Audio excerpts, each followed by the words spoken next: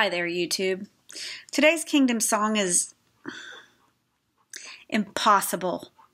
Impossible for so many reasons. It's just so bad, y'all. So very bad.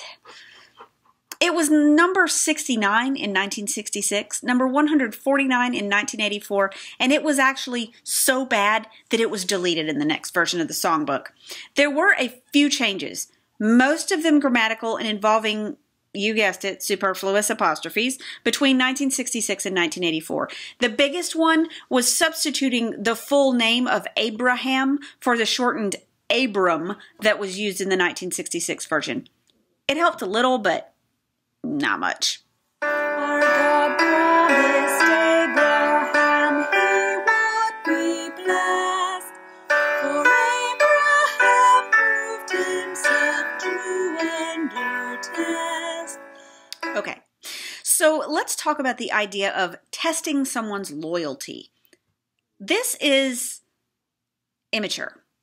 It's childish. It's something a middle school girl would do. You know, because you know how it works. One friend calls another friend to start a conversation about the third friend who's actually listening on the line. And it irks me to no end that throughout the Bible, the almighty creator of the goddamn universe engages in this kind of petty behavior. Except that he ups the ante significantly by doing things like demanding that his followers sacrifice their children to him, which is what he did to Abraham and Isaac. Abraham actually passed God's test, being willing to carve his kid up like a frickin' Thanksgiving turkey just so God might like him. You know what that means? That means Abraham was a shitty parent and Isaac should have run like hell the first chance he got. I can remember asking my mom about this story when I was a kid because the picture in the Bible storybook really disturbed me. And she just shrugged her shoulders as if it was like not a big deal. The idea that a parent could just up and kill their kid with a knife because God told them to was extremely alarming to me at an early age. I mean, just look at him. Just look at Isaac just laying there chilling like, okay, this is fine. No, it's not. This blessing belonged for so by his faith's side. He knew it's impossible for God to lie. Wait a second. If Abraham already knew that he was going to be blessed, then how much of a test was it in the first place?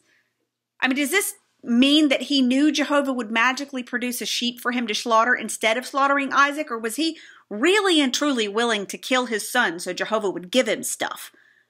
And how in the world is this okay to anyone, ever?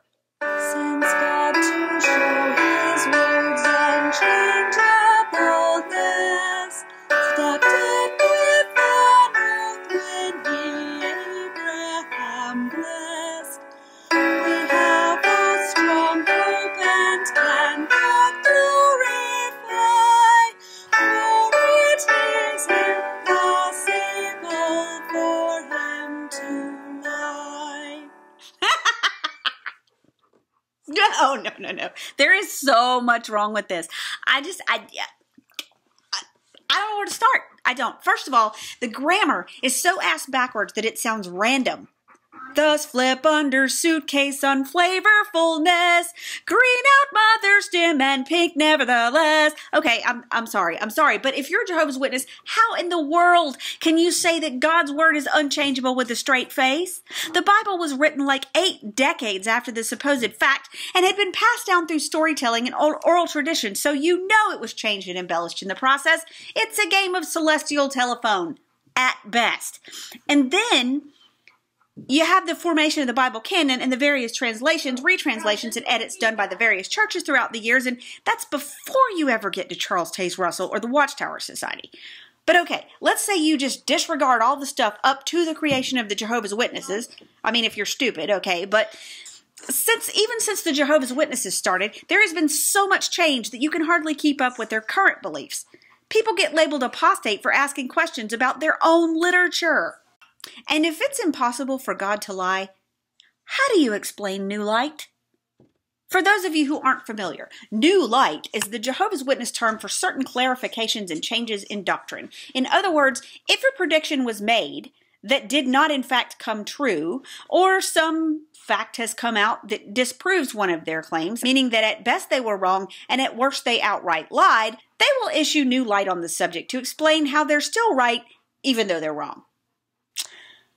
So if the new light is the opposite of the old light, doesn't that mean God lied before? Also, if God stepped in with an oath, who did he swear to? Himself? And then we top it all off with some circular reasoning. It's impossible for God to lie because God said so in his magic book. But to anchor our faith in a hope that's secure, our God by an oath made his promise more sure. Isn't that what they just said in verse 1? An oath is a solemn promise, often invoking a divine witness regarding one's future actions or behavior. Usually the divine witness is key, as in, as God is my witness, I'll never be hungry again, right? But it doesn't quite have the same oomph if you are yourself the divine witness. I mean, why is an oath necessary? I swear to myself. He's supposedly God, and either he will do something or he won't, or he doesn't exist. You know, it really doesn't matter what anyone says about it theoretically, right? Right? Now, if he had signed a contract with full terms and conditions and there was some sort of court you could use to enforce said contract, then we could talk. This is just silly, unnecessary drama. It doesn't make the supposed promise any more or less sure for him to make some imaginary oath. So we all attack so that faith can defy. We know it's impossible for God to lie. Ah, and here we have the actual point of this song. What kind of attacks on their faith are Jehovah's Witnesses supposedly defying here? It's not their faith that people, even apostates, have a problem with. Jehovah's Witnesses can believe what they want. More power to them. The problem people have is with the policies and practices that endanger people's lives and destroy people's families.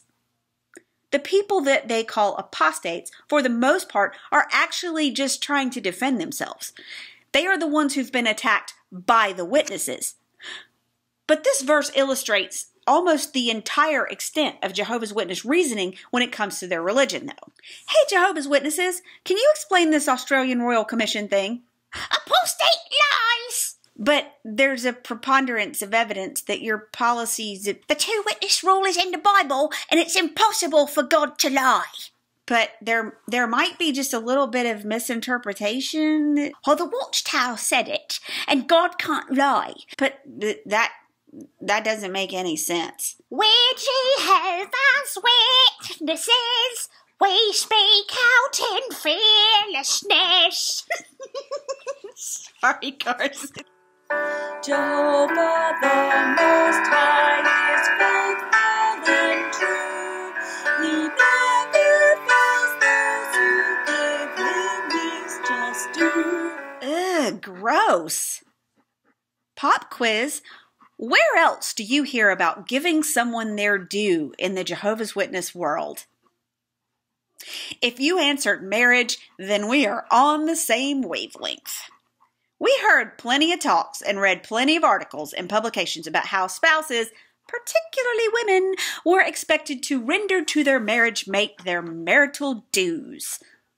Or, in case you aren't fluent in cult speak, have sex even if you're not into it because it's your job if you're married. That puts a whole nother spin on this verse, doesn't it? Jehovah, like a godly husband, vomit, will be faithful and true to those who give him his due. And if you're not feeling it right now, well, 1, 2 things his word and oath we can rely. Yes, it is impossible for God to lie.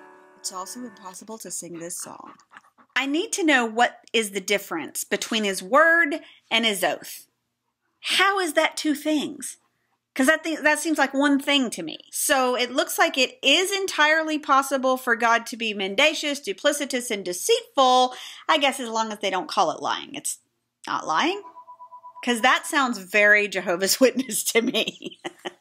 And if the watchtower isn't intentionally lying, then what's the title of this song in quotes? Yuck.